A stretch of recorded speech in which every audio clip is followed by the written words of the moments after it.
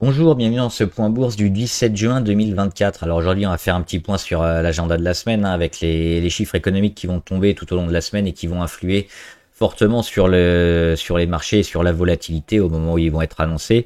On fera un petit point sur les indices étrangers, le CAC 40, quelques valeurs du CAC et puis les valeurs que vous suivez.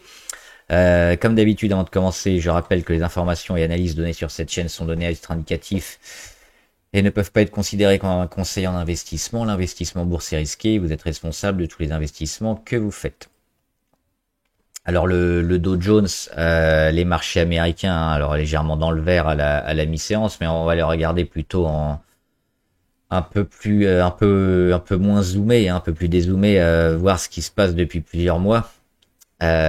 Pour voir, alors l'année 2024, elle est ici, hein, avec, on avait commencé à exploser au mois de novembre notamment, pour mettre un plus haut historique sur le dos, parce qu'on le voit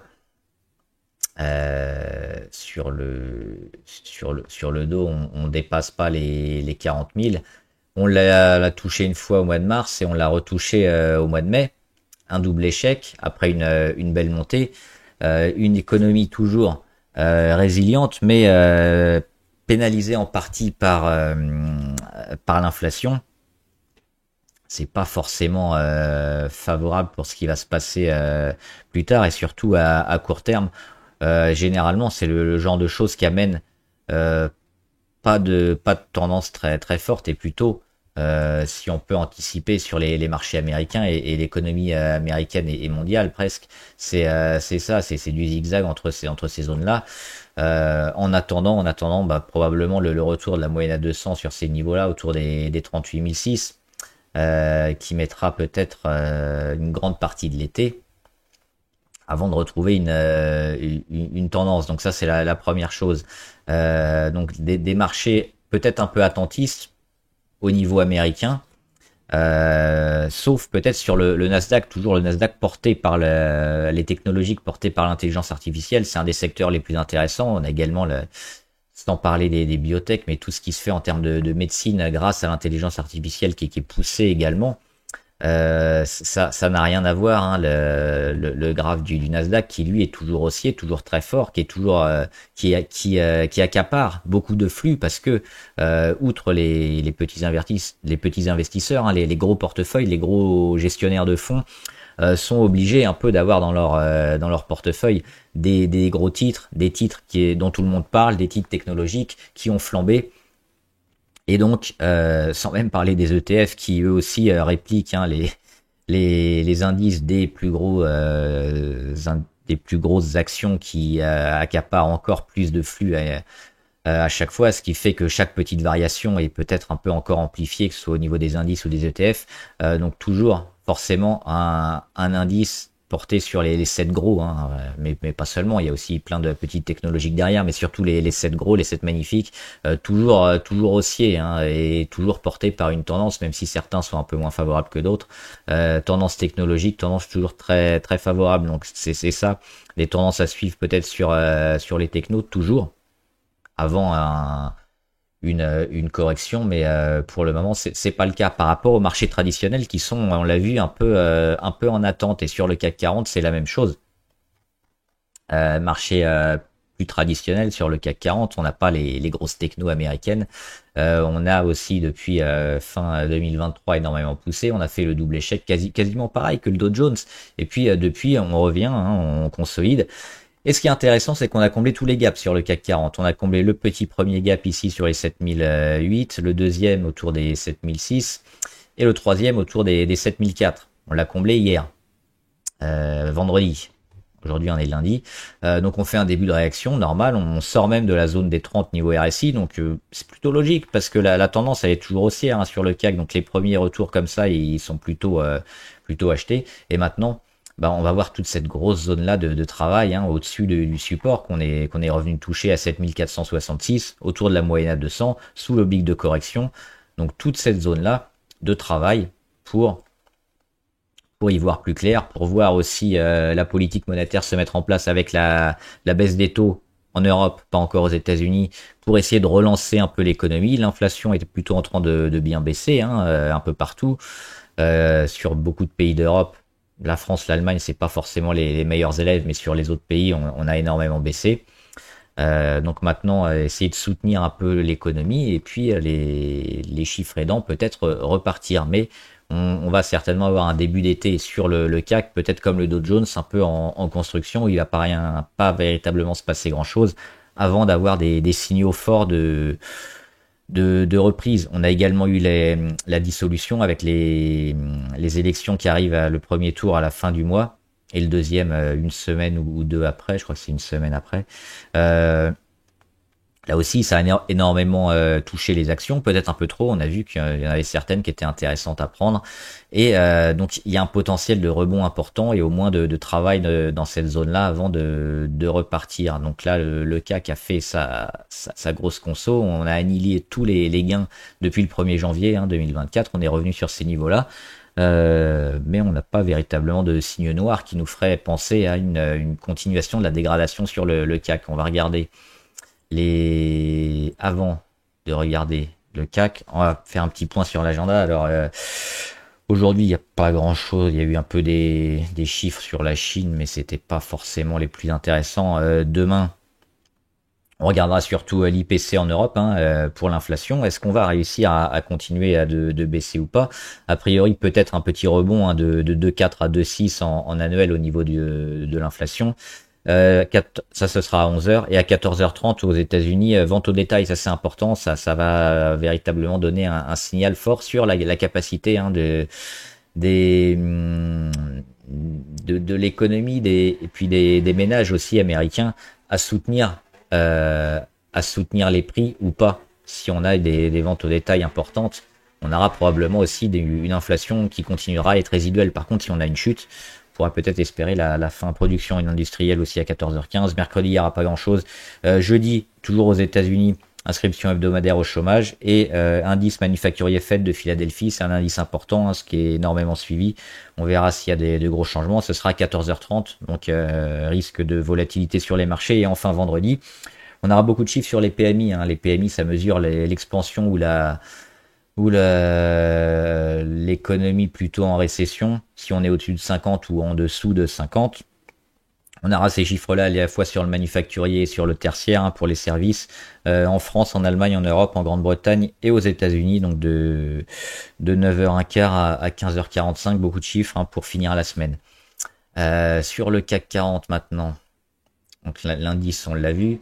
Au niveau des grosses variations, c'est toujours les valeurs qui ont beaucoup perdu ou qui ont beaucoup monté qui vont toujours dans cette période beaucoup bouger, mais finalement, on l'a dit souvent, notamment sur Téléperformance, la tendance, c'est toujours la même, il y a rien de nouveau. On le voit ici avec un plus 3,6, on pourrait se dire, c'est plutôt un signal intéressant, c'est plutôt fort, mais non. La tendance, elle est dégueulasse sur Téléperformance. On a énormément dégradé. On a fait des beaux rebonds. Alors, des rebonds très importants, très juteux, mais qu'on fait échec avant la moyenne à 200, avant l'oblique de correction plutôt moyen terme, court terme. Alors, ça frôle aussi la long terme. Mais ce qu'on voit, c'est qu'on est toujours en échec et qu'on va finir par toujours aller de plus en plus bas. Donc, c'est du retracement, du rebond technique, mais il n'y a pas grand chose d'intéressant sur Téléperformance. Pour rentrer maintenant, c'est assez risqué. Sur Essilor, c'est pareil, on avait perdu beaucoup vendredi, on fait un rebond, mais il y a rien d'intéressant pour le moment sur cette valeur aujourd'hui, parce qu'elle n'a pas véritablement cassé des niveaux intéressants. Par contre, sur AXA, le secteur de l'assurance qui va plutôt bien.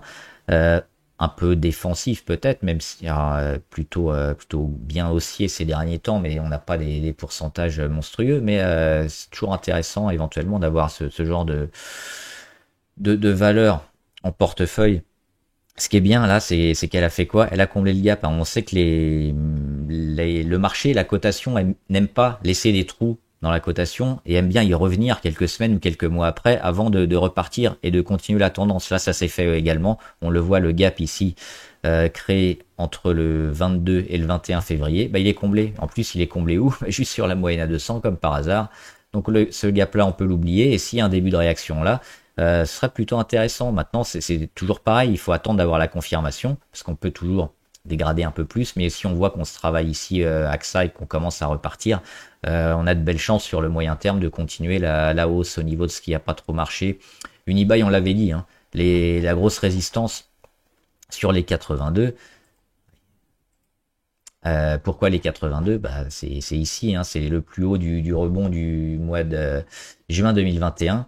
On n'a jamais réussi à dépasser. Comme souvent, une première fois, c'est un échec. Donc là, on y revient.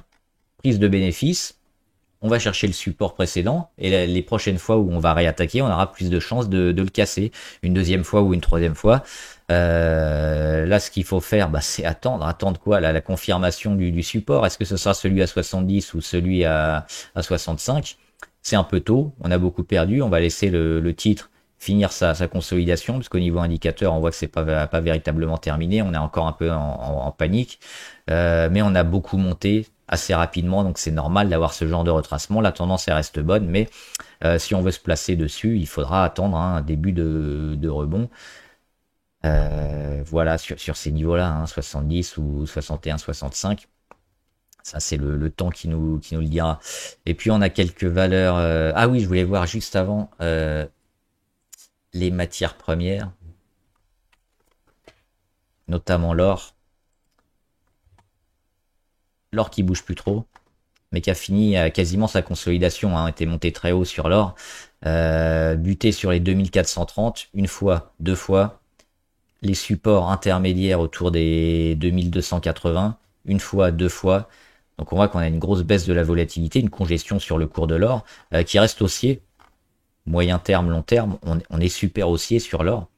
On n'a pas, avec les crises économiques et ce qui se passe, les rachats d'or par les pays, on a a priori pas de baisse de l'or un peu conjoncturelle à venir, donc on serait plutôt enclin à voir l'or continuer sa tendance, et cette congestion, cette digestion qui arrive, cette latéralisation, généralement ça précède la continuation de la tendance qui dans ce cas-là est haussière, donc plutôt à nouveau une hausse.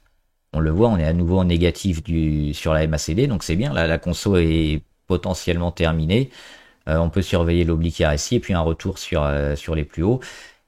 Et forcément, si on voit l'or, on va s'intéresser aux minières juste après. Je finis juste avec le cuivre et le platine. Le cuivre qui aussi continue sa conso un peu faiblarde. Là, on pourrait penser que c'est la fin de la conso arrive également. Hein. On l'avait dit, deux niveaux probablement ici sur les 4,59 ou un autre sur les 4,25. Actuellement, elle est entre les deux. On va peut-être aller frôler les 4,25, 4,30 avant de repartir. C'est un pullback sur un breakout qui s'est fait, qui a été énorme. Donc là aussi, rien d'alarmant. Le breakout, hein, on a pris 36%. Donc là, on rend à peu près la moitié. On est à 18. C'est des niveaux qui vont certainement être retravaillés, construits et repartir à la hausse parce que le prix du cuivre, il est plutôt à la hausse. Donc là aussi, on va revoir une action. Et juste le platine, c'est la même chose. Breakout, pullback. Alors le pullback, on a quasiment tout rendu, mais on le voit, hein, beaucoup de mèches basses sur le platine. On travaille toutes les moyennes, notamment les plus longues. Ce qu'on attend, c'est la confirmation, allez, autour des 900, 170, 980, ce serait bien. Si on arrive à rester un ou deux jours au-dessus à ces niveaux-là, on va stopper la conso et repartir sur le platine. Donc là, ce sera plutôt intéressant. On va regarder donc avant de faire les valeurs abonnées, quelques valeurs en rapport avec les métaux précieux qui sont plutôt intéressants. On va parler de Newmont. Moi, je suis toujours sur Newmont, sur l'or, c'est une des minières les plus intéressantes. Il y a aussi Barrick Gold. Newmont, pourquoi? Grosse conso, on l'avait dit, le retournement de l'or, donc les marges sur les minières vont augmenter. Mois après mois, trimestre après trimestre, les ventes des producteurs d'or vont exploser, donc le chiffre d'affaires va exploser. Les coûts, eux, devraient rester à peu près pareils, ou un peu augmenter, mais moins que les marges et les gains qu'ils vont faire avec l'explosion de l'or, donc forcément un pourcentage plus intéressant, et donc une explosion de l'action. On a déjà vu le retournement qui est en train de se faire avec cette cassure de congestion ici au mois avril et au mois d'avril et la confirmation au mois de mai.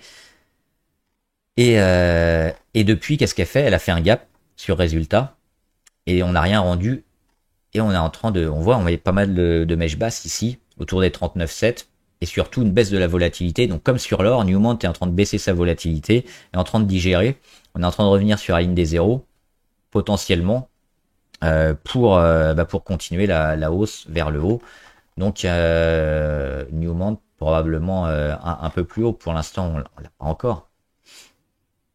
Mais si on tient ces 39,7 et qu'on va pas combler le gap, on relancera ou on continuera, on confirmera le retournement haussier long terme sur l'or et sur beaucoup de minières or qui devrait être intéressant. Donc maintenant, ça me semble intéressant si vous n'y êtes pas. Hein. Moi, j'y suis depuis ici, hein, les 33,8 environ. Donc ça fait, en gros, on en est à 20%. Pas forcément monstrueux, mais on attend encore plus hein, sur Newmont et sur les mini-erreurs. Sur Orubis, c'est pareil. Alors Orubis, j'ai fait un aller-retour, je suis parti, parce qu'il y a une conso qui est un peu plus forte que prévu. Mais on revient bien. Ah oui, tout à l'heure, ça n'a pas enregistré. Je refais tout. Hop, c'est ça. C'est ça qu'on peut voir. Et là, on a fait créer un petit gap sur ces niveaux-là. Ça revient pile sur la moitié du chandelier rouge, le gros chandelier. Ça revient quasiment sur la moyenne à 200. C'est une zone super favorable qui ici elle permet hein, à Orubis de repartir et de pas trop être cassé. C'est banco pour un nouvel achat ou un renforcement ou se placer la première fois parce que là aussi sur le cuivre on le voit grosse congestion. Les signaux de départ ils sont là. Et les signaux de rachat sur support intermédiaire, ils sont en train de se placer. Donc, ce qu'on va surveiller, c'est éventuellement un gros chandelier ou un début de reprise sur ces valeurs-là. Et enfin, est-ce qu'il y en avait une autre que... Il y en avait sûrement d'autres. À faire les valeurs abonnées.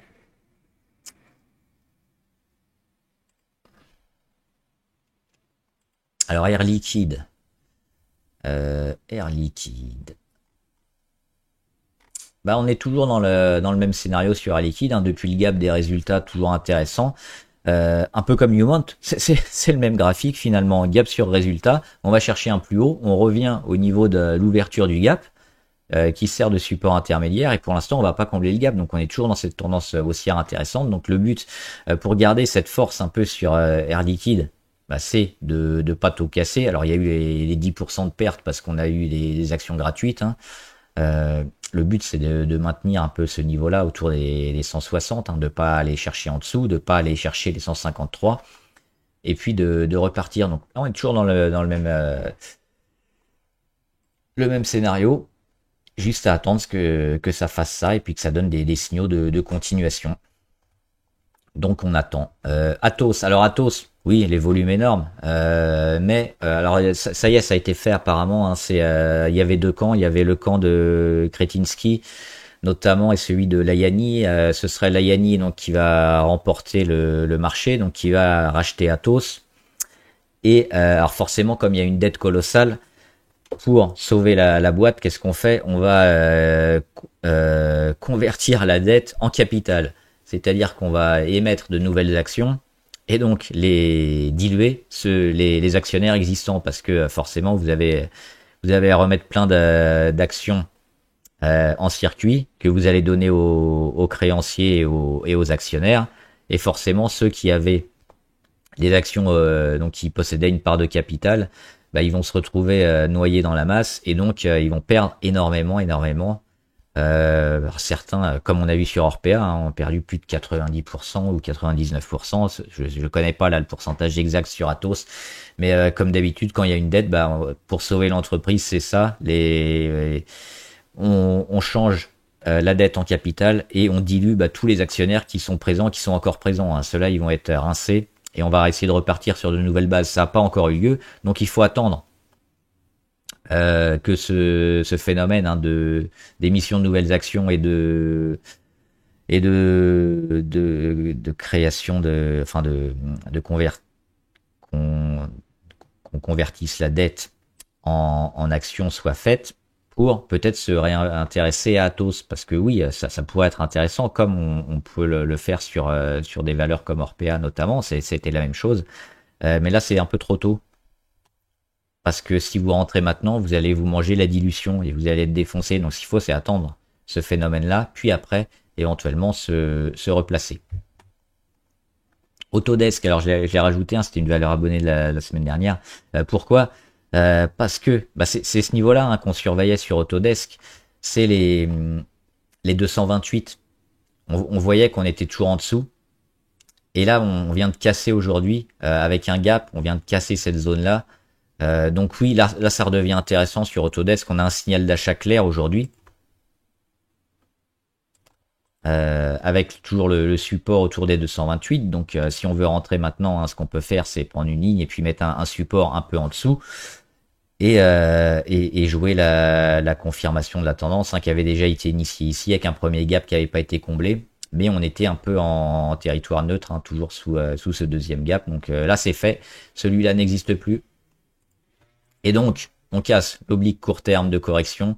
On balance un gap. Donc la tendance plutôt favorable pour aller vers le haut sur Autodesk. ESSO, oui, on a eu enfin un signal un peu négatif sur ESSO ces derniers jours, notamment hein, à partir du 10 juin en gros. Pas catastrophique. Mais ça signifie que la hausse est terminée. On a continué, hein, on le voyait déjà avec les indicateurs, avec la consolidation qui arrivait assez tôt au niveau des indicateurs, mais qui se traduisait pas dans le prix. Donc on avait forcément une divergence qui allait se mettre en place. Et puis là, ça risque d'aller peut-être nettement plus bas.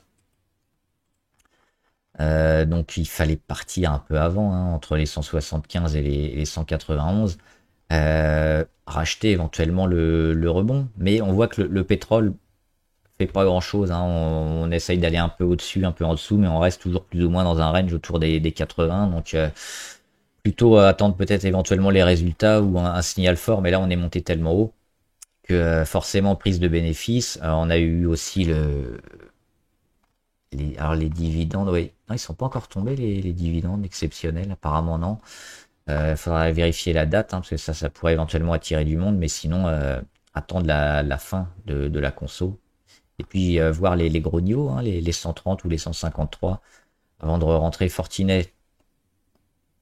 C'est neutre. C'est très neutre. On revient à travailler les moyennes les plus longues, mais qui sont à plat.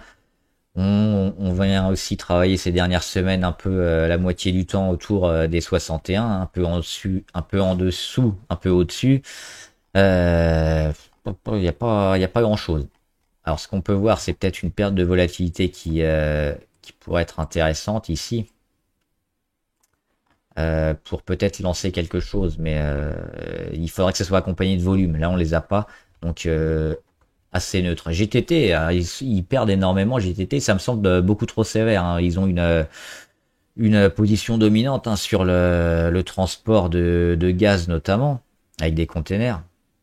Ils ont une flotte importante, ils sont leaders sur pas mal de marchés. Ils ont une technologie aussi plutôt intéressante.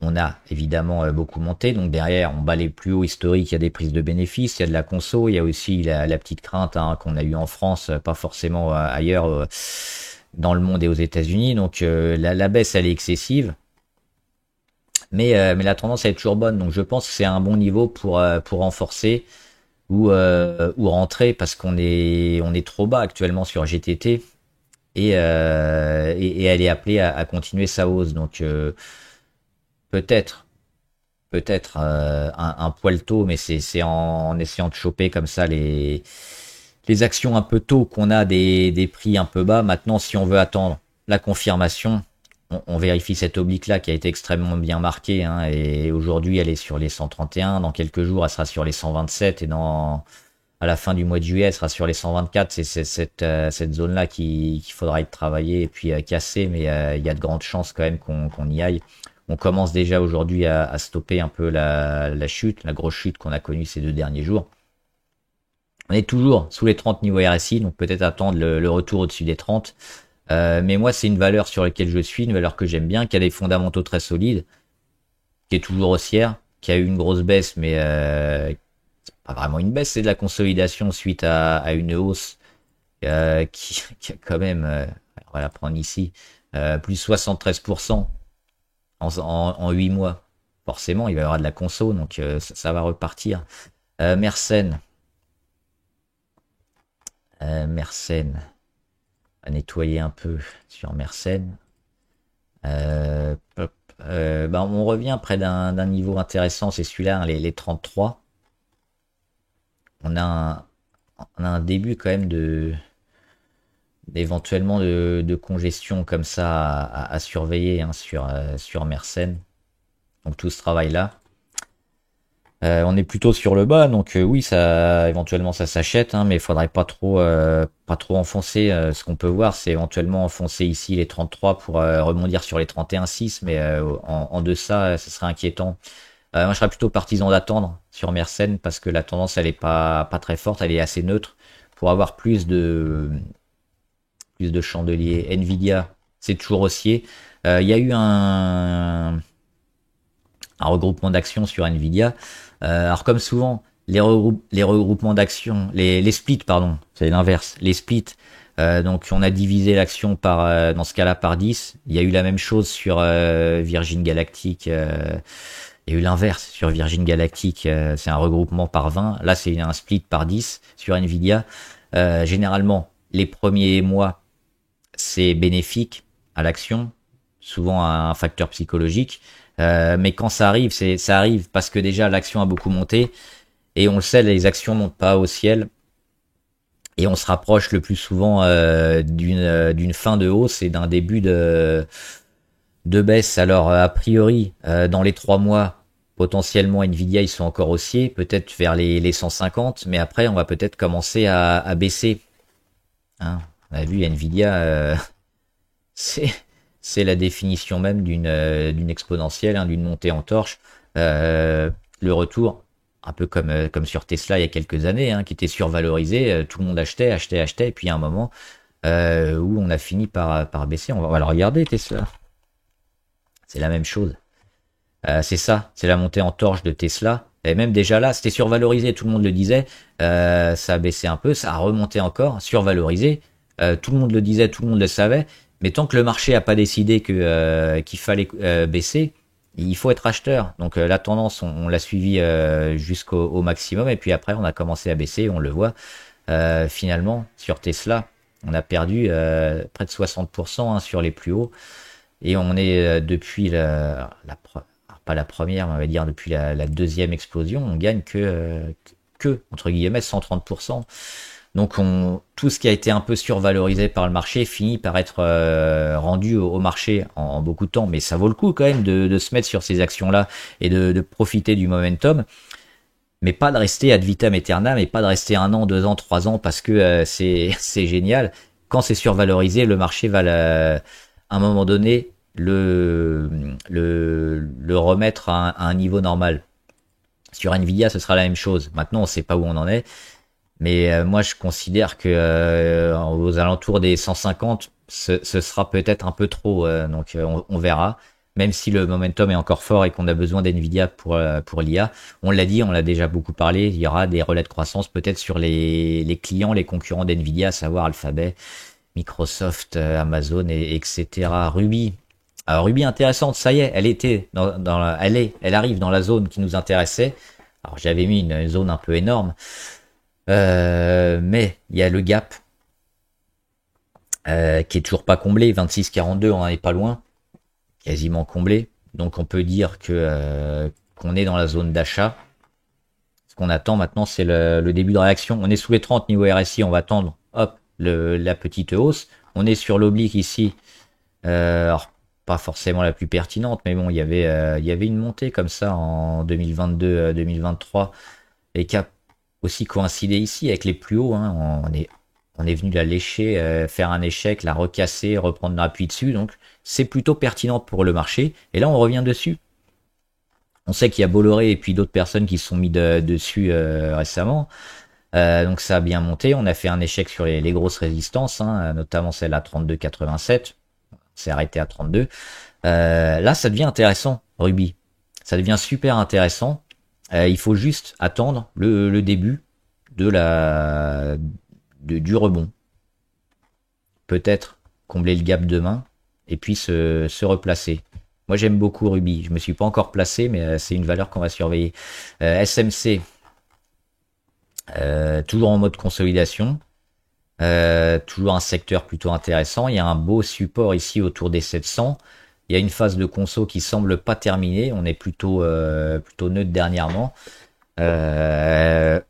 Il n'y a pas de grosses tendances hein, qui se dégagent. Il n'y a pas de gros volume. Il n'y a pas de gros chandeliers. On n'arrive pas à casser les plus hauts ou à enfoncer les plus bas. Donc pour l'instant, il n'y a rien à faire à part de l'observation. Valourec, elle intéresse aussi pas mal de monde. On a comblé ce gap, c'est intéressant.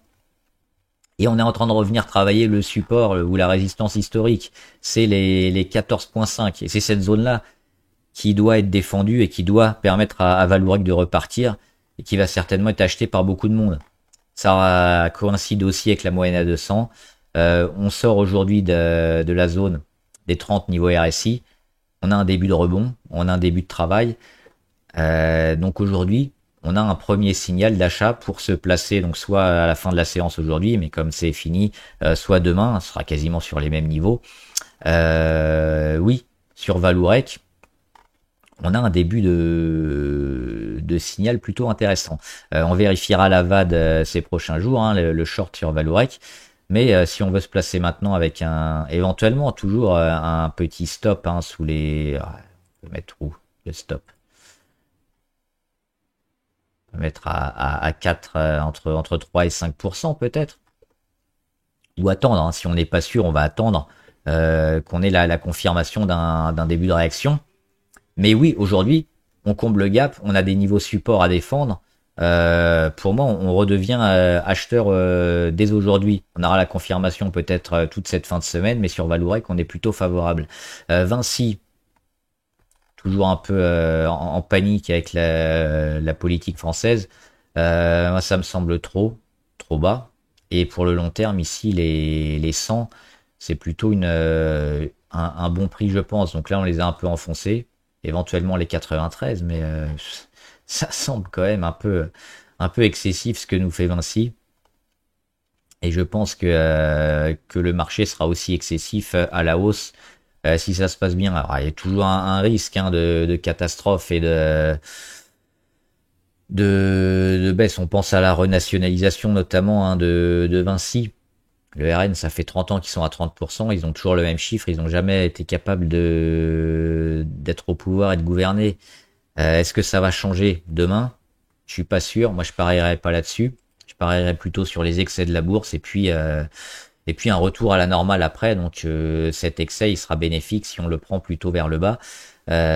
Maintenant, se prémunir hein, d'une éventuelle surprise électorale avec pareil des stops. Peu de temps avant les élections si on veut jouer ce genre de valeur. Et enfin, Xpeng, on attend toujours un peu le retour de la Chine. Pour l'instant, c'est un peu neutre. On a ce début de congestion. On a ce travail qui se fait autour des 7, hein, 6, 7. Il n'y a rien pour le moment, ça met un peu de temps. C'est ça hein, sur Xpeng. On va peut-être retravailler là, rebaisser. Il faudra attendre un gros volume, une grosse augmentation, comme on a eu ici. Mais là, ça n'a pas tenu, ça a fait mèche haute et on a confirmé la résistance à 10,48. Donc il faut attendre d'avoir des signaux forts de rentrée sur le marché chinois et le marché automobile.